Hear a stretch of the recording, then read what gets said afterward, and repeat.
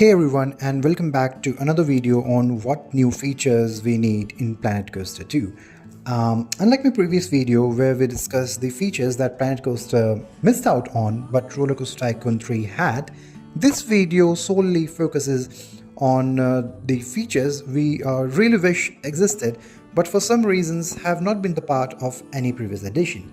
And oh, by the way, if you haven't watched my previous video on what new features to expect from Planet Coaster 2 this time around, the link to the video is in the description below. You can check it out whenever you feel like. So, without further ado, let's jump straight into today's topic. At number 1, we have Terrain Topography Blueprint. Well, believe it or not, varied terrains have always been a salient feature of any theme park game. I mean, no offense here. I have observed creators, including myself also, building their park on a flatter terrain, and it does look beautiful indeed. But when compared to parks where you have paths going up and down the hill formation, or sometimes path tunneling under the mountains, along with different rides and scenery built at various heights, these kind of park looks even more stunning and more radiant to me. This I think we all will agree upon with, and nevertheless with Planet Coaster, Frontier also made sure to include this varied terrain within the park accessible land area. Unlike the previous edition where you only got sort of flatter terrain to work on with. So what's the problem here? Well, it all comes down to saving a blueprint of a certain section of this breathtaking path. Of course, you can always save the structure's blueprint, but replicating the terrain topography to match the original one can be a real pain. So my point here is, wouldn't it be great if Frontier provided us with an option to copy the terrain characteristics, that is height and depth of a particular selected area, along with the structures as well? I know some of you might say that you can create a mountain type formation using rocks that are available under the scenery items and then place some trees and some rides under or over them. But there's certainly a visible difference between the two, and it's pointless to say which would look more real and why.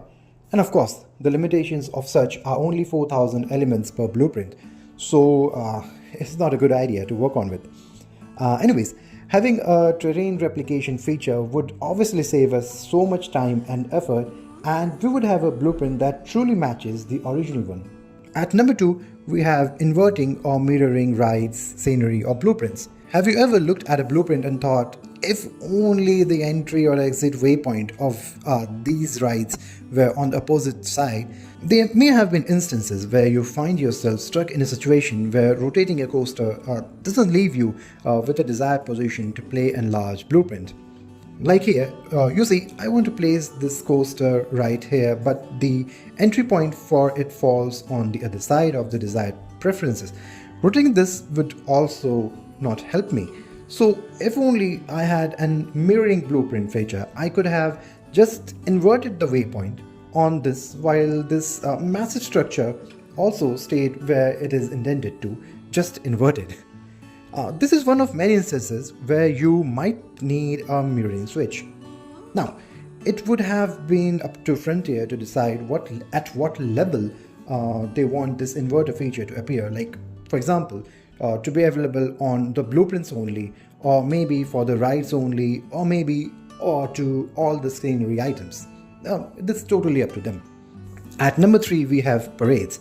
Disney, Universal, and Six Flags, and many other, of course, all around the world.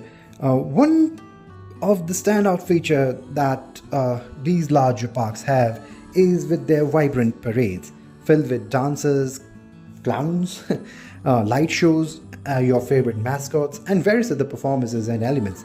Just imagine how amazing it would be if Frontier ever planned to include parades in Planet Coaster 2.